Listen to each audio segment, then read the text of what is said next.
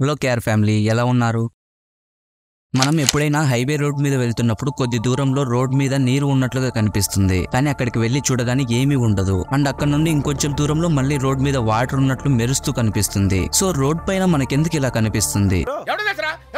ఎందుకంటే ఎండాకాలంలో ఎండలు ఎక్కువగా ఉండడం వల్ల సూర్యుడి నుండి వచ్చే వేడి డైరెక్ట్ గా రోడ్ సర్ఫేస్ పైన పడి రోడ్ ని వేడి చేస్తుంది. అందువల్ల రోడ్ పైన ఉండే గాలి చాలా ఎక్కువ వేడిగా ఉంటుంది. అలాగే రోడ్ సర్ఫేస్ నుంచి గాలి కొంచెం ఎత్తులో కొన్ని లేయర్స్ గా ఫామ్ అయ్యి చల్లగా ఉంటుంది. అండ్ రోడ్ సర్ఫేస్ నుండి పైకి వెళ్లే గాలి డెన్సిటీ పెరుగుతుంది. అంటే రోడ్ సర్ఫేస్ పైన ఉన్న వేడి గాలి డెన్సిటీ కంటే పైన ఉన్న చల్లగాలి డెన్సిటీ ఎక్కువగా ఉంటుంది. దానివల్ల సన్లైట్ అనేది పైన ఉన్న చల్లగాలిలో కంటే రోడ్ సర్ఫేస్ పైన ఉన్న వేడి గాలిలో చాలా ఫాస్ట్ గా ట్రావెల్ చేయగలదు.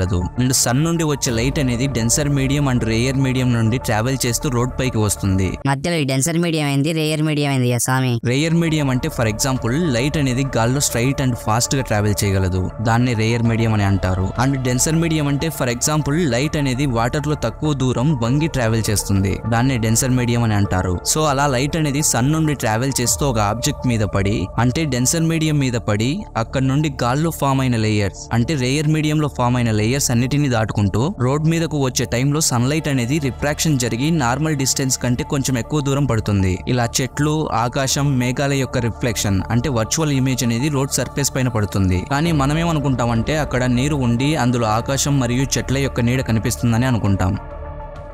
ఒక్క సెకండ్, ఒక్క సెకండ్ లో మన భూమి పైన ఏం జరుగుతుందో తెలుసా? తెలీదండి. ఒక్క సెకండ్ కి 4 బేబీస్ పుడుతున్నారు. అదే ఒక్క సెకండ్ లో 2 చనిపోతున్నారు. అండ్ ఈ ఒక్క సెకండ్ లోనే 2.5 మిలియన్ ఈమెయిల్స్ సెండ్ అవుతున్నాయి. ఇంకా ఈ ఒక్క సెకండ్ లోనే ఇన్స్టాగ్రామ్ లో 1 lakh ఇమేజెస్ అప్లోడ్ అవుతున్నాయి. అండ్ 28 ఫుట్బాల్ గ్రౌండ్స్ ని కలిపితే ఎంత సైజ్ ఉంటుందో అంత సైజ్ లో అడవిలోని చెట్లు నరికివేయబడుతున్నాయి. అండ్ ఒక్క సెకండ్ లోనే 20 మిలియన్ ఇయర్స్ వరకు మీ మొబైల్ ని ఛార్జ్ చేసే అంత సోలార్ పవర్ సూర్యుడి నుండి భూమికి చేరుకుంటుంది. ఇంకా మన ఎర్త్ గెలాక్సీ ద్వారా సెకండ్ కి 230 కిలోమీటర్ స్పీడ్ తో తిరుగుతుంది. అండ్ మీరు ఈ ఫ్యాక్ట్ విన్నంత సేపులోనే జెఫ్ బిజోస్ అనే వ్యక్తి $10,000 ఎర్న్ చేశాడు. అంటే దాదాపు 8,34,965 రూపాయలు. అండ్ ఈయన అమెజాన్ యొక్క ఫౌండర్.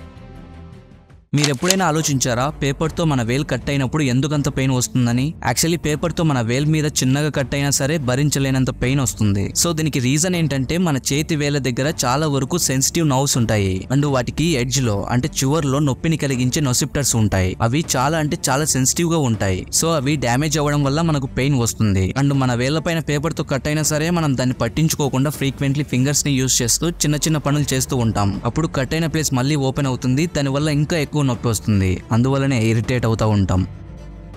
ఈ సింబల్ ని మీరు చాలా సార్లు చూసే ఉంటారు, ఎక్కువగా పూజ గదుల్లో. అయితే ఈ సింబల్ ఏంటి, దీని అర్థం ఏంటో మీకు తెలుసా? యాక్చువల్లీ దీని పేరు వచ్చేసి స్వస్తిక్. అంటే స్వస్తిక్ అనే సంస్కృత పదం నుండి ఈ పేరు వచ్చింది. అండ్ దీని అర్థం ఏంటంటే పవిత్రమైనది, శుభ్రమైనది అని అర్థం. అండ్ ఈ సింబల్ 4 శాఖల దైవత్వానికి సంబంధించిన 4 ప్రధాన సూత్రాలను ఇండికేట్ చేస్తుంది. అదే హిందూ మతం, బౌద్ధం, జైన మతం వంటి అనేక మతాల్లో స్వస్తిక్ సింబల్ ని ఉపయోగిస్తారు. ఇంకా కొత్తగా వెహికల్స్ కొన్న తర్వాత కానీ లేదా హౌస్ ఓపెనింగ్స్ కి కానీ ఇంకా పెళ్లి పత్రికల మీద ఈ స్వస్తిక్ సింబల్ పక్కా ఉంటుంది. ఎందుకంటే ఈ సింబల్ ఉపయోగించడం వల్ల వారికి శుభం కలుగుతుందని, ఇంకా సంతోషం ఉంటుందని, శాంతి లభిస్తుందని ఈ స్వస్తిక్ సింబల్ ని ప్రాచీన కాలం నుండి మన పూర్వీకులు శక్తివంతమైన సింబల్ గా భావించేవారు. అండ్ ఈ సింబల్ 4 దిక్కుల్ని కూడా ఇండికేట్ చేస్తుంది. అవే తూర్పు, పడమర, ఉత్తరం, దక్షిణం. మన యూరిన్ ని మనమే తాగితే ఏమవుతుంది?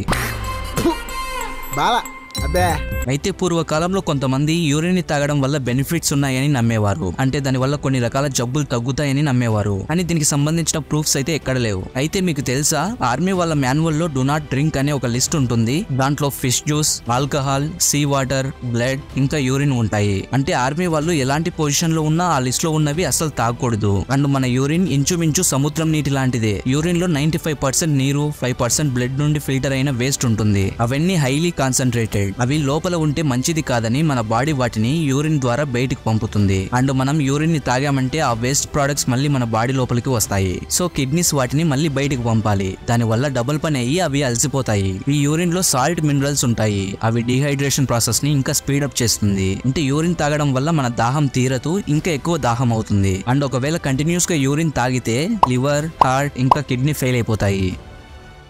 మన ఇంటర్నెట్ లో మొత్తం ఎంత డేటా ఉందో మనకు కూడా తెలియదు, మేబీ చాలానే ఉంటుంది. అయితే ఒకవేళ ఏలియన్స్ వచ్చి మీ డేటా మొత్తం మాకు ఇచ్చేయండి అంటే ఇచ్చేయండి సార్. ఒకవేళ అలా ఇవ్వాలి అనుకుంటే అప్పుడు మన డేటాని స్టోర్ చేసి డెలివర్ చేసేకి 540 బిలియన్ ట్రిలియన్ ఎలక్ట్రాన్స్ ని యూస్ చేసి డెలివర్ చేస్తారంట. ఇప్పుడు ఏదో నేను భారీగా 540 బిలియన్ ట్రిలియన్ల ఎలక్ట్రాన్స్ అంటే ఏదో పెద్ద అమౌంట్ ఆఫ్ వెయిట్ ఉంటుందని అనుకుంటారేమో. కాదు, అది జస్ట్ ఒక స్ట్రాబెరీ అంత వెయిట్ మాత్రమే ఉంటుంది. అంత చిన్న సైజ్ ఉన్న ఆబ్జెక్ట్ లోనే మన ఇంటర్నెట్ లో ఉన్న మొత్తం డేటాని ఫోల్డ్ చేసి ప్యాక్ చేసి ఏలియన్స్ కి డెలివర్ చేయగలం. సో లాస్ట్ ఫ్యాక్ట్ వినే ముందు ఈ వీడియో నచ్చితే ఒక లైక్ చేయండి. అలాగే మీలో ఎవరైనా మన ఛానల్ ని కొత్తగా చూస్తున్నట్లయితే మన ఛానల్లో అప్లోడ్ చేసిన వీడియోస్ ని ఒకసారి చూడండి, చాలా ఇన్ఫర్మేటివ్ గా ఉంటాయి. ఒకవేళ నేను చెప్పే ఇన్ఫర్మేషన్ మీకు నచ్చితే సబ్స్క్రైబ్ చేసుకుని బెల్ ఐకాన్ ని ఆన్ లో పెట్టుకోండి, అప్పుడే నేను పెట్టే వీడియోస్ మీకు వస్తాయి.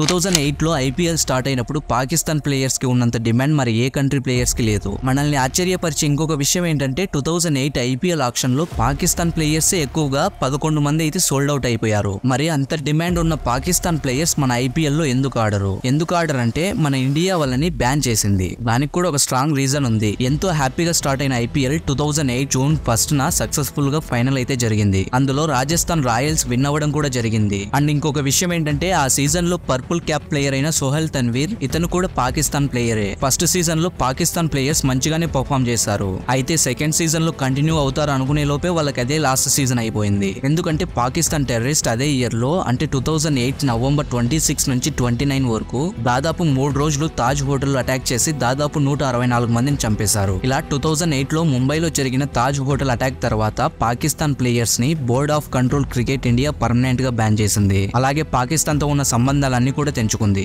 సో ఇది గాయ్స్, ఇంకొక వీడియోతో మళ్ళీ కలుద్దాం. Until then take care everyone. Jai Hind.